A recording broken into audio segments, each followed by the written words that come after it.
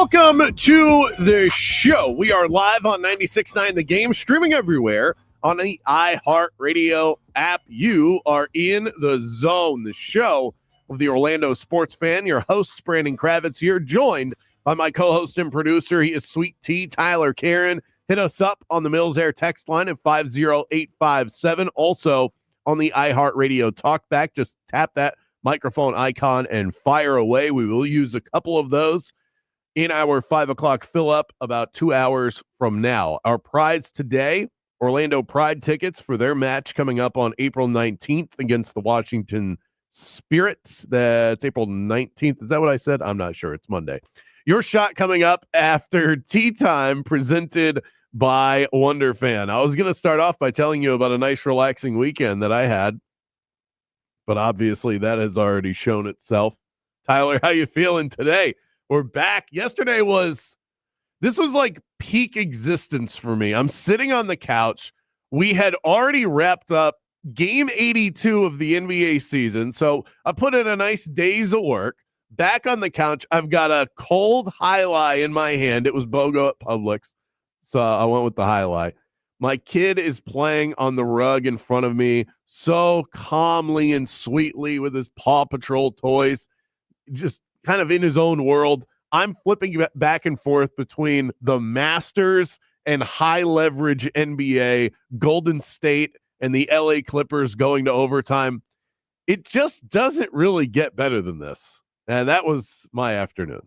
Yeah, it was more of the same. Big fan. We've said it. Big fan of the 1 o'clock tip-offs for the Orlando Magic in the NBA, and big fan of Game 82, of that final day of the NBA regular season, because in the East, everything was pretty much set, so there wasn't the down to the wire, impactful games that we've seen in the past, like the Orlando Magic Game 82 last season at home against the Bucks that locked up the 6th seed for Orlando. But then out west, having those 4 or 5 teams that were all fending for the 4 or 5 different spots, having that Clippers and the Warriors game.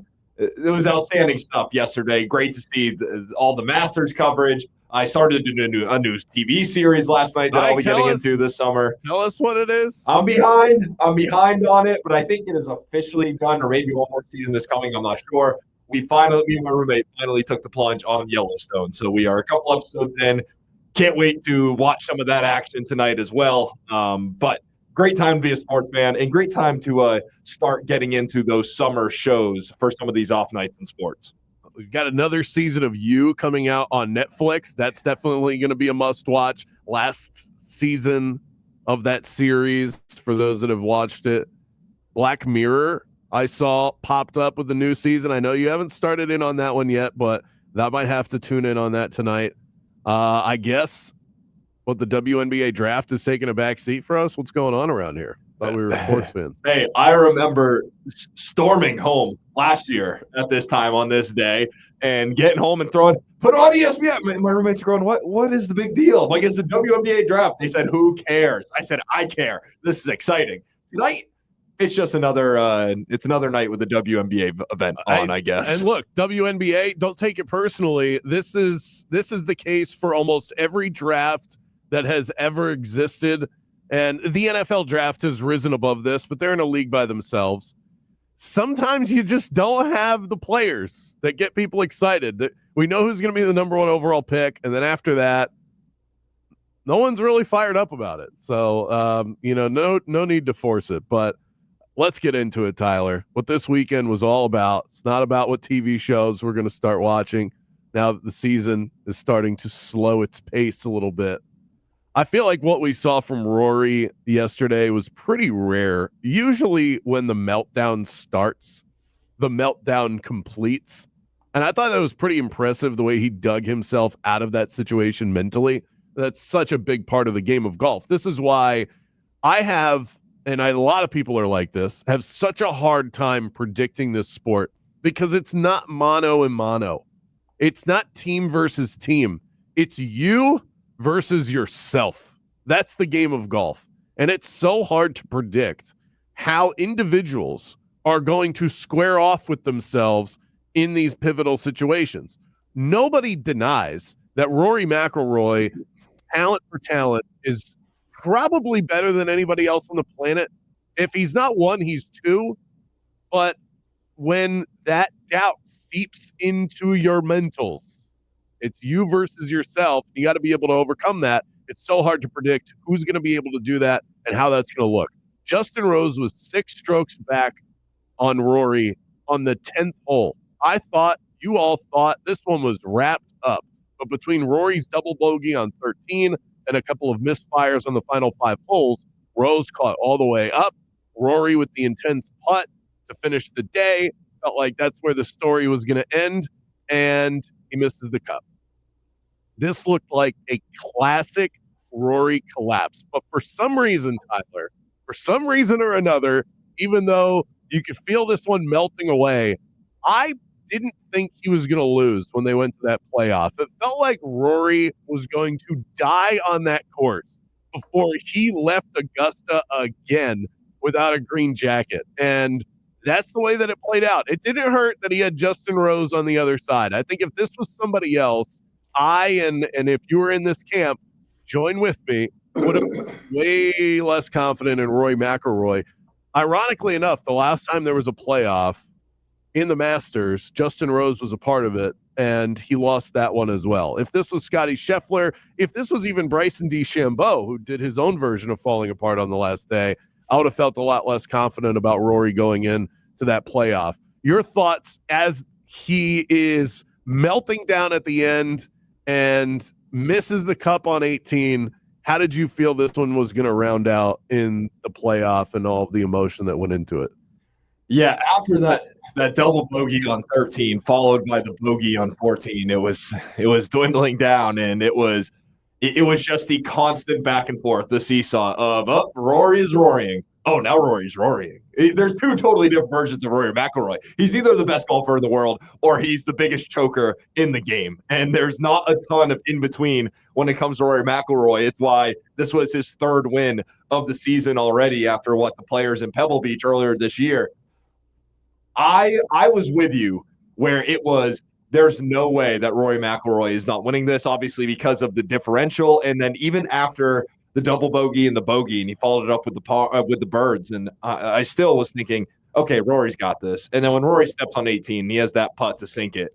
I'm thinking, okay, this is it right here. I was on the other side. I thought any overtime hole was going to result in a Rory McIlroy loss. You saw that Rose, kind of the emotion that he got on 18 when he sunk that putt. I believe it was, I think he birdied or parred, whatever it was, but it was still all impressive. He was still in it, and he got a big roar from the crowd. And he goes straight to not the driving range, but the practice facility, whatever the official Masters terminology is. Not allowed to call it the driving range. And he stays sharp, and he stays active and moving and hitting. I thought it was Rose once it went into that playoff hole. I thought that Rory, the mentals of missing that putt on 18 for the win and then having to turn around. Generally, you don't get that opportunity. Rory did. I thought the mental game was going to eat Rory alive, and he delivered. And he finally got that green jacket. He finally completes that Grand Slam. But heading into that playoff hole, I thought that it was going to be Rose coming out on top. Well, I am glad that it finished the way that it did. I think most people listening to this would agree with that. This is one of those moments where we're all living the same life, and you can be as macho as you want. The eyes start to well up a little bit when you see Rory just release the relief that he had in dropping to the ground, and you feel that emotion coming through your TV screen. This is why we love sports. We've been following Rory for 20 years. Even if you don't watch golf all that much, you know who Rory McIlroy is. You don't even need to know the story, but you see him. He's worked his life for this. He's hugging his family. Who can't relate to this on some level? Athletes, because of their lifestyle, because of their wealth, can be very unrelatable. Golfers in general, maybe more than others, can be incredibly unrelatable. That was such a relatable moment.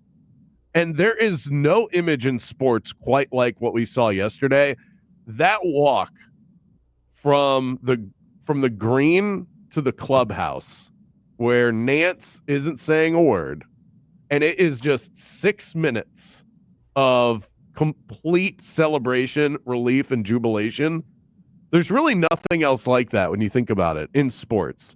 That moment that isolates a single person where you're seeing all of their work, all of their dreams kind of come true in one moment. It's special. That's why I love it.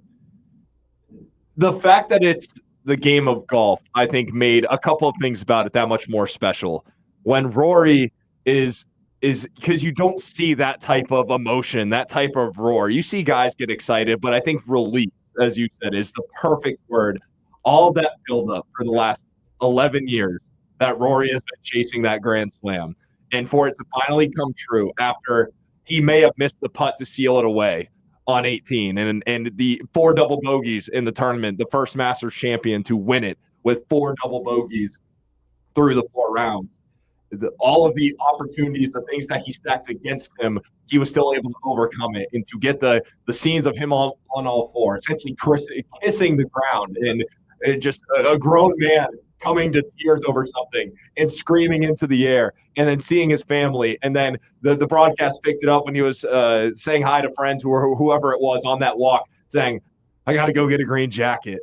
Everyone felt that moment right there. And the other unique thing about golf, and you mentioned it, how often in sports do you get to watch a broadcast and then the broadcaster opens, a legendary broadcaster, Jim Nance, opens his mouth and goes, oh yeah, he's been sitting there not saying a word for the last 5 minutes, and that's what you're supposed to do in that moment. So for sure, he did the right thing. I'm glad he didn't step on it. The fact that it was golf and you got that type of emotion in what we'll consider an emotionless game, that's what made it all that more special yesterday to see Rory get that green jacket. You really only get a couple of moments like that in your life if you're lucky, where you feel so much. There's like this combination of disbelief, relief, celebration. There's personal pride.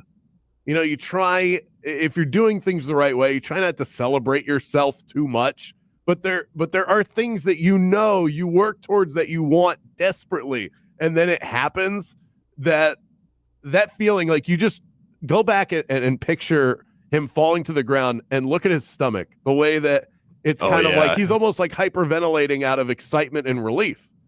There's only a few moments in your life where that happens. And that is justified beyond that. It's like the birth of a child, that big promotion you've been waiting on for a decade. Like, that's so cool. It's so cool to see that.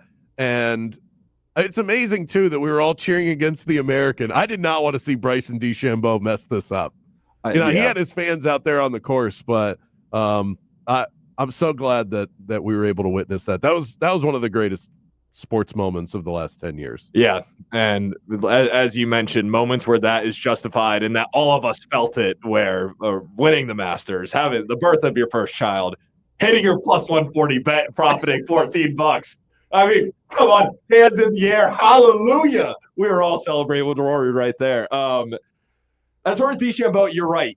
This was, and I mentioned it in the juice box yesterday to you, Jake and Ben. I felt pretty torn on this because generally I tend to root for the American on these weekends.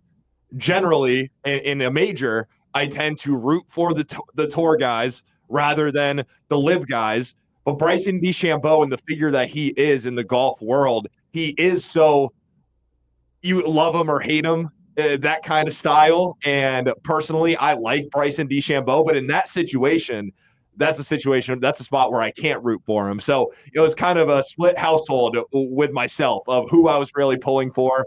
But I mean, you think of if DeChambeau, even if Rory took him all the way to 18 and DeChambeau won, we're having a very different conversation today.